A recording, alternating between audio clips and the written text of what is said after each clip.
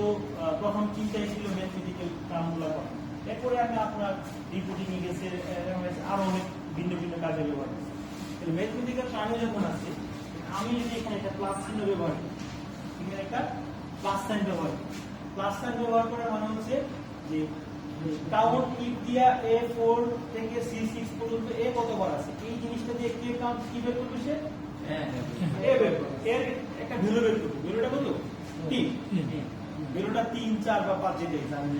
এই ভ্যালুটার সাথে আমি যোগ করে দিব b ভ্যালু। b ভ্যালুটা যোগ করা যাবে না? হ্যাঁ। এখানে যদি আমি আরেকটা কাউন্ট ইফ ব্যবহার করি, কাউন্ট ইফ ব্যবহার করে আমি এখান থেকে রেঞ্জটাকে ধরে দিই। এই হচ্ছে রেঞ্জ, এই হচ্ছে রেঞ্জ, কমা, এই হচ্ছে আমার ক্রাইটেরিয়া b, এই হচ্ছে আমার ক্রাইটেরিয়া b। এখন দুইটাকে যদি আমি এখন এন্টার করি, আমি বলবো না কতবার আছে 5 প্লাস সাইনটা যে কি করছে যোগ করছে। এখন যদি বলে a b থেকে কতবার কম বেশি আছে বের করে, তাহলে কি করতাম? মাইনাস সাইন দিলে এটা a ভ্যালু থেকে b ভ্যালু মাইনাস সাইন, যদি মাইনাস ফিগারে আসতো তাহলে b ভ্যালু বেশি আছে, যদি প্লাস ফিগারে আসে তাহলে a ভ্যালু বেশি আছে। কথাটা বুঝতে পারেন না? হ্যাঁ।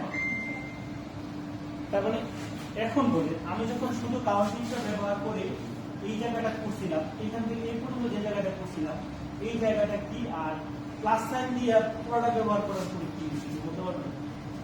আমরা দুইটা জিনিসের কথা বলছিলাম, এক্সেলে দুইটা জিনিস নিয়ে কাজ। একটা হচ্ছে ফাংশন, একটা হচ্ছে ফর্মুলা। এখন ফাংশন কোনটা, ফর্মুলা? ফাংশন কোনটা, ফর্মুলা। এখন ফাংশন কোনটা, ফর্মুলা কোনটা আমরা আগে একটু বুঝি। ফাংশন হচ্ছে যেটা আগে থেকে এক্সেলের মধ্যে দেওয়া আছে, প্রিডিফাইন করা। ফাংশন হচ্ছে প্রিডিফাইন, পূর্বে থেকে দেওয়া আছে। যখন আমি কাউন্ট কথাটা লিখছি, সিও লিখছি, তখন সিও দিয়া যত রকমের ফাংশন আছে সবগুলো ফাংশন আমি শুরু করছি। জি, পূর্বে থেকে দেওয়া আছে কি শুরু করতো? শুরু করতো? হ্যাঁ, কোনোভাবে শুরু করতো, কোনোভাবে শুরু করতো। এখন আমি যখন আপনাদের ওই প্রথম ক্লাসে যখন যোগ বিয়োগ দেখেছিলাম, যখন আমি ইকুয়াল দিয়া a1 প্লাস b1 লিখছি, তখন কি কোনো কিছু লোড হচ্ছে? কোনো কিছু লোড হচ্ছে? হ্যাঁ, এটা হচ্ছে ফর্মুলা। এখন এই দুইটার মধ্যে যখন আপনি বইয়ের ভাষায় যখন লিখবেন, এটা প্রশ্ন আসে ফাংশন এবং ফর্মুলা বলতে কি বলবো, ফাংশন এবং ফর্মুলার মধ্যে পার্থক্য করে।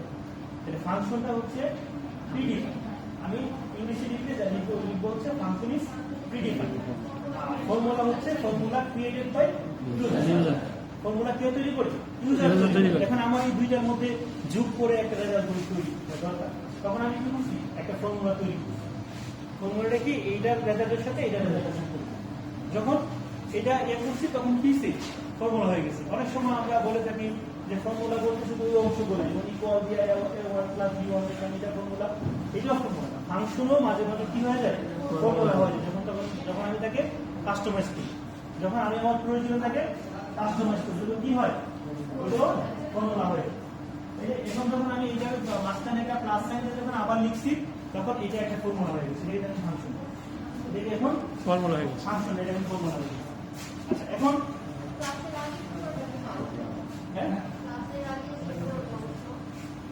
ক্লাসের আগে করে নিই পুরোটা জিনিস এটা আমার ফাংশন, এটা ফাংশন। যখন আমি এ পর্যন্ত ছিলাম ক্লাস ছাড়া, এ পর্যন্ত তখন সেটা ফাংশন ছিল, তখন সেটা ফাংশন ছিল। যখন ক্লাস দিয়ে ওখানে আবার আরেকটা ফাংশন নিয়ে গেছি, তখন এটা আমি আমার প্রয়োজন মতো তৈরি করছি। ফর্মুলার ডিফিনিশনটা কি করছি? ফর্মুলা ক্রিয়েটেড বাই কেন ইউজার তৈরি করে? তার জন্য প্রয়োজন, তার জন্য প্রয়োজন সে তৈরি করে। আর ফাংশনকে কি করা যায় না? ফাংশনকে কাস্টমাইজ করা যায় না, ইয়ে করা যায়। ফাংশন সবসময় ইউনিক কন্ডিশন থাকে। ঠিক আছে স্যার, স্পেস দেওয়াতে সে কাউন্ট করে না। যেমন স্যার একটা প্রোডাক্ট লিস্টে তো হাজার হাজার প্রোডাক্ট থাকতে পারে, ওইখানে যদি এখন আমরা গোলগুলা করে থাকি, এই গোলটা যখন করবা তখন যেটা করবো সেটা হচ্ছে একটা ট্রিম ফাংশন আছে, পুরো আরো অ্যাডভান্স সেটিং আগে দেখো। ট্রিম ফাংশন আছে, ট্রিম ফাংশন ব্যবহার করলে ট্রিম দিয়ে পুরোটা ডাটাকে সিলেক্ট করে ট্রিম ফাংশন ব্যবহার করলে যতগুলো স্পেস ছিল সমস্ত স্পেসগুলো ছেড়ে দিবে, স্পেসগুলো বাদ দিয়ে দিবে, বাদ দিয়ে সে ফিক্সড স্টেটে চলে যাবে। ঠিক আছে, প্রত্যেকটা কাজেরই ফাংশন আছে। আমরা আগে বেসিক ফাংশন করে একটু দেখে আসি। হ্যাঁ, তাই এই কাউন্ট কি নিয়ে তো কারো কোনো সমস্যা নেই, সমস্যা আছে? হ্যাঁ, কাউন্ট দিয়ে যাবে আর সমস্যা নাই। এখন ওই দিন যখন আমি ক্লাস নিয়েছিলাম, ক্লাসের মধ্যে আমি যোগ বিয়োগ করা দেখেছিলাম না? জি এখানে এই দইটা ভ্যালুটি যদি আপনি যোগ করতে চান তাহলে আপনি কেমনি করবেন? দইটা ভ্যালুটি আপনি যোগ করতে চান, ওই দিন আমি আপনাকে যেটা দেখেছিলাম একটা ফর্মুলা ব্যবহার করে ইকুয়াল দিয়ে দেখেছিলাম যে এইটা, তারপরে প্লাস হচ্ছে এইটা, তারপরে প্লাস হচ্ছে এইটা, তারপরে প্লাস হচ্ছে এইটা, তারপরে প্লাস এইটা, তারপরে প্লাস এইটা, তারপরে প্লাস এইটা, তারপরে প্লাস এইটা, তারপরে প্লাস হচ্ছে এইটা। আপনি এন্টার করলে এটা বের হবে কি হচ্ছে। দেখুন এতগুলো সংখ্যা একটা রেঞ্জের মধ্যে এতগুলো টাকা, এই একটা একটা করে সিলেক্ট কাজ করা সম্ভব না। তাহলে তো আমি খাতায় লিখে এটা আমি যদি পিডিএফ দিয়ে শুরু করি এর চেয়ে আরো তাড়াতাড়ি হবে না? জি হ্যাঁ, এইটাকে আমরা একটা ফাংশন ব্যবহার করে করতে পারি। সেই ফাংশনটা হচ্ছে সাম। সেই ফাংশনটা হচ্ছে সাম। সাম। এই সামের মানে হচ্ছে যোগ করা। এই সামের সাম হচ্ছে একটা ভাগ যার অর্থ হচ্ছে অঙ্ক করা, গণিত করা। এই এক্সেলকে যে কোনো গণিত করার নির্দেশনা দিতে গেলে এই সাম ফাংশনটা ব্যবহার করি। ঠিক আছে? এখন এই সামটাকে আমরা অটোমেটিক ধরে নিই এই জন্য যে এটা যোগের জন্য, কারণ এই সামটা ব্যবহার করে র্যাঙ্ক সিলেক্ট করে দিলে কোনো সিম্বল ব্যবহার করার প্রয়োজন, কোনো অপারেটর ব্যবহার করার প্রয়োজন নেই। এই জন্য অপারেটর ব্যবহার করার প্রয়োজন পড়ে না, কারণ যোগ একমাত্র অপারেটর যে একাধিক পক্ষের সাথে কি করতে পারে, বিয়োগ করতে পারে। আপনি 50টা পক্ষ দিলেও সে যোগ করে একটা পক্ষ তৈরি করে দিতে পারে, কিন্তু বিয়োগ করার প্রশ্নে আপনি 50টা পক্ষ দিলে বিয়োগ করতে পারবে না, বিয়োগ করতে পারবে। বিয়োগের যখন অপারেটর আসবে তখন দুইটা জিনিস হয়, দুইটা পক্ষ, একটা বড় পক্ষ একটা ছোট পক্ষ। বড় পক্ষ থেকে ছোট পক্ষটা মাইনাস করবে। যখন গুণের প্রশ্ন আসে তখনও দুইটা পক্ষ, এটার সাথে এটাকে মাল্টিপল করে দ্বিগুণ করে, এটার সাথে এটাকে দ্বিগুণ করে।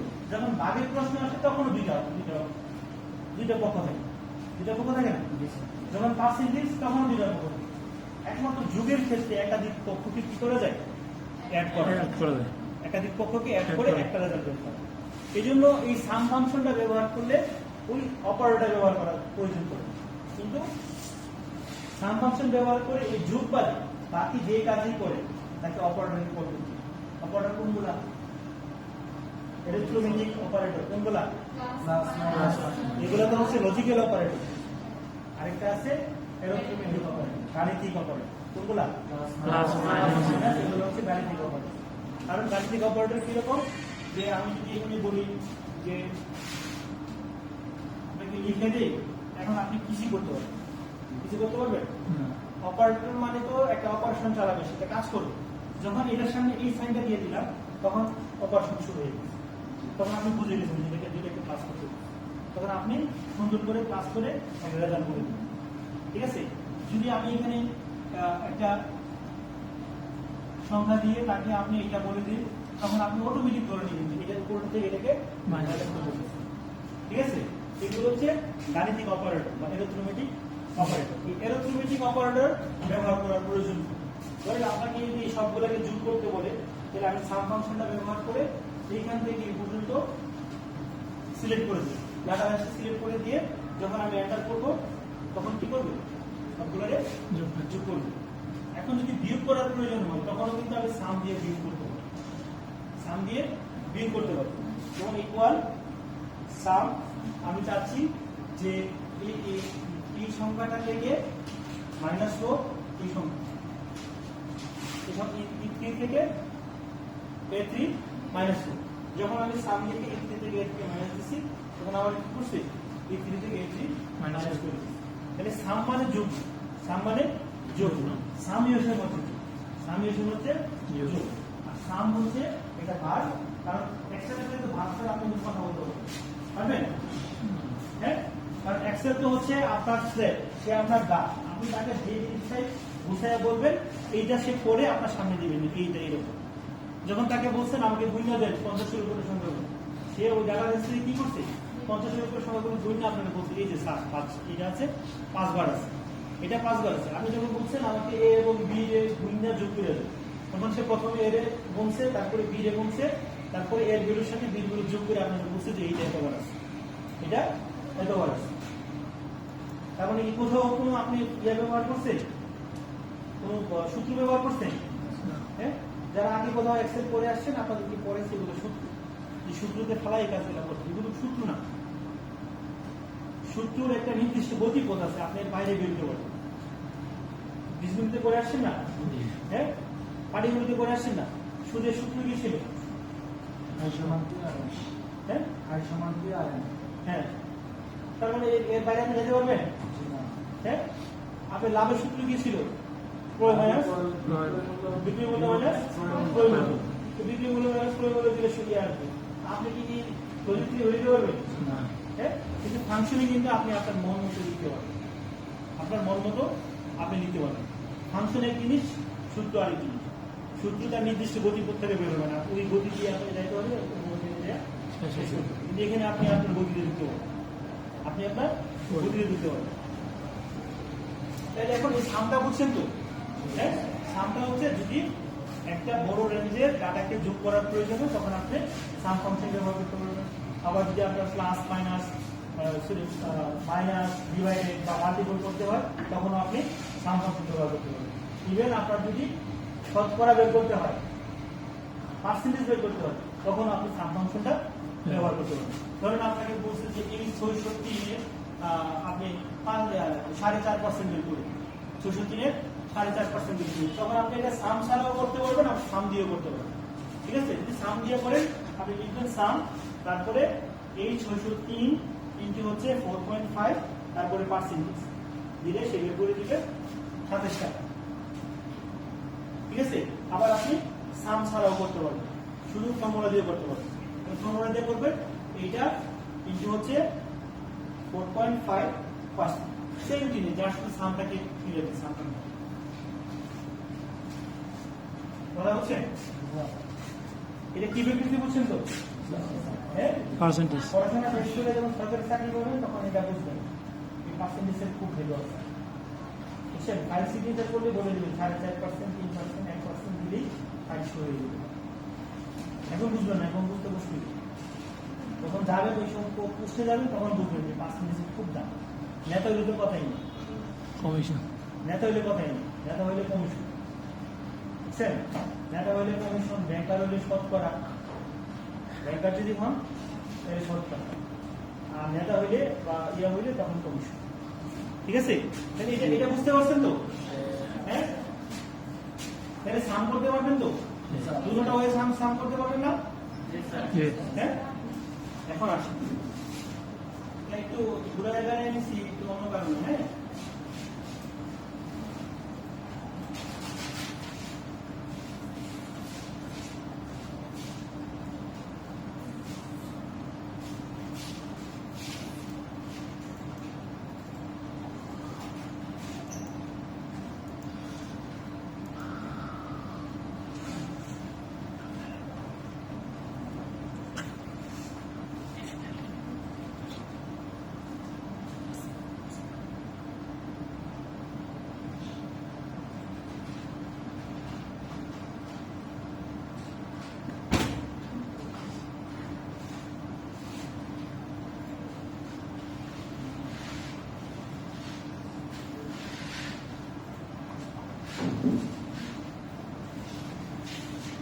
তখন তো আমি আপনাকে এই অনেকগুলো নিউমেরিক ভ্যালু দিয়া বলছি যে যোগ করে, তখন আপনি সাম দিয়া রেঞ্জ দিয়া যোগ করে।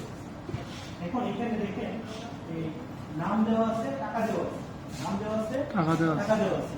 প্রথমে এ দেওয়া আছে, তারপরে তার পাশে একটা টাকা দেওয়া আছে, তার মানে এই টাকাটা দিচ্ছে, তার মানে এটি কি বুঝে এইগুলো আছে না, যে এর পাশে যে টাকাটা দেওয়া আছে এই টাকাটা এ দিচ্ছে, বি পাশে যে টাকাটা আছে সে বি দিচ্ছে। এটাই বুঝছেন তো? এর বাইরে তুমি বুঝেন নাই। এখন আপনাকে যদি বলে যে এ কত টাকা দিচ্ছে, আমাকে বের করে দিন।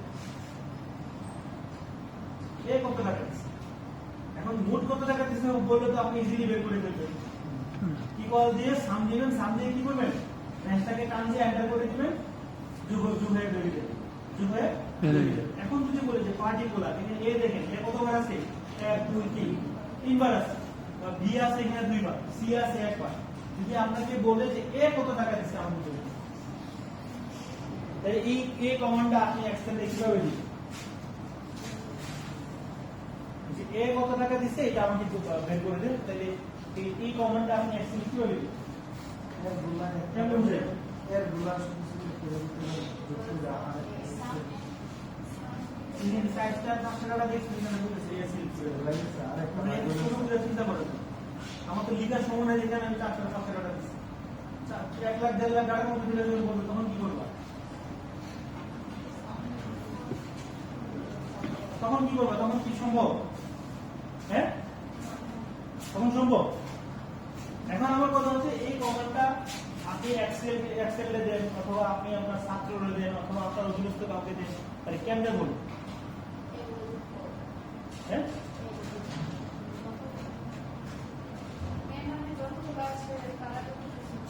এ কত টাকা দিচ্ছে আমাকে বের করে দেবো। আর যদি আপনি এটাকে লজিক্যালি ট্রান্সফার করেন, তাহলে লজিক্যালি যাইতে হবে, কারণ এখানে ক্রাইটেরিয়া আছে, এখানে ক্রাইটেরিয়া আছে।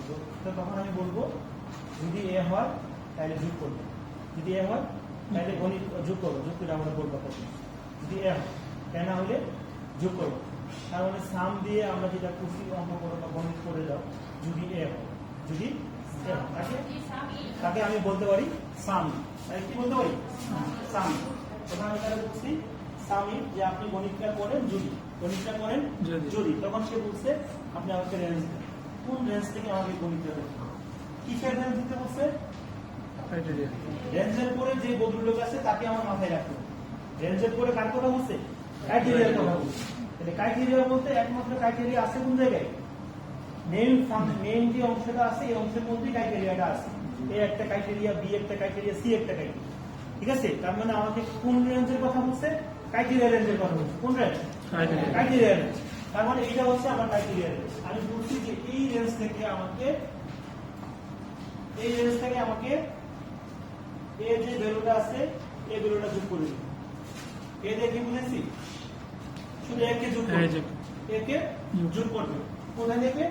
A2 থেকে A7 এর মধ্যে এ যেটা আছে এটাকে যোগ করবে। তারপরে বলছে সাম রেঞ্জ। কোথা থেকে সাম? সামটা করবো কোথায় থেকে? এটা হচ্ছে আমার সাম। যে রেঞ্জের মধ্যে কি আছে? টাকা দেওয়া আছে, এটা হচ্ছে আমার সাম রেঞ্জ। আর এটা হচ্ছে আমার ক্রাইটেরিয়া রেঞ্জ। এটা হচ্ছে আমার ক্রাইটেরিয়া হচ্ছে আমার এ, এটা হচ্ছে আমার সাম রেঞ্জ। এখন আমি এখান থেকে সাম রেঞ্জে আসি। এসে বললাম এই রেঞ্জ থেকে আমাকে যোগ করে দেবো। এসে যোগ করে কি বলছে? 209। এখানে তো 209 হয় কিনা? 209 হয় না? হ্যাঁ, যদি ক্রস করার জন্য ইকুয়াল দিয়ে আপনি ক্রস করে দেখতে পারেন, যেটা কম আছে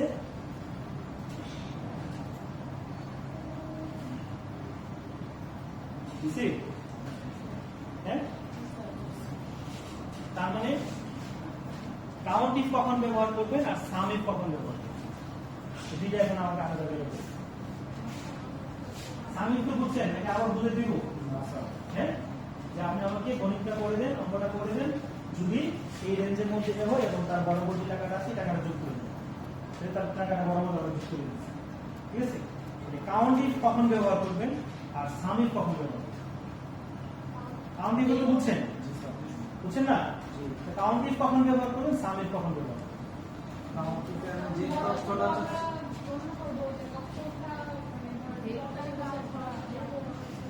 কাউন্ট ইফ আমরা যে তথ্যটা চাচ্ছি এই তথ্যটা কয়টা সেলে আছে ওই সেলটা গণনা করা হবে। একটা নির্দিষ্ট ক্রাইটেরিয়া একটা নির্দিষ্ট রেঞ্জের মধ্যে কতবার আছে এটা বের করার জন্য আমরা কাউন্ট ইফ ব্যবহার করব। সাম ইফ কখন ব্যবহার করব? ওই ক্রাইটেরিয়ার মধ্যে আমাদের ওই ক্রাইটেরিয়া অনুসারে যে ভ্যালুগুলো আছে এই ভ্যালুগুলো যোগ করে ভ্যালুটা করতে হবে, টোটাল ভ্যালু। ওই ক্রাইটেরিয়ার টোটাল ভ্যালু, একটা ক্রাইটেরিয়ার টোটাল ভ্যালু, একটা ক্রাইটেরিয়ার কি টোটাল ভ্যালু। এখন এখানে যদি আমি বলতাম যে এ কতবার আছে, আমাকে বলতে হবে 1 2 3 1 2 3। আমি যখন বলছি এ কত টাকা জমা দিচ্ছে তখন এ সবগুলো টাকা যোগ করে আমার বলে দিচ্ছি।